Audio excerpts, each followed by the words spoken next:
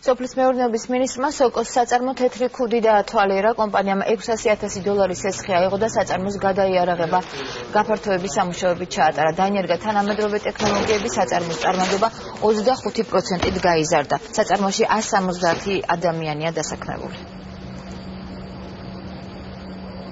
ეს გახლავთ კიდევ ერთი თვალსაჩინო მაგალითი იმისა, თუ რა შეუძლია აგროკრედიტს ეს საწარმო სარგებლო აღნიშნული კრედიტით დააბინეს ეს თავიანთი წარმოება და დღეს დასაქმებული ყავთ 170-მდე ადამიანი.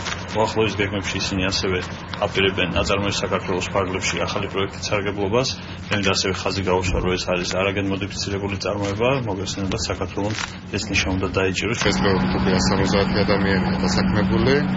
იმისათვის რომ შევინარჩუნოთ ჩვენ დინამიური განვითარება და უფრო თამამად შევაბიჯოთ უკვე საექსპორტო ბაზრებზე, ჩვენი მხრიდან და ასევე სამინისტროს მხრიდან გამოიწვია სრული მზადყოფნა, რომ დავიწყოთ მუშაობა უკვე აწარმოების საქართველოს ფარგლებში დამატებითი რესურსების მოზიდვაზე.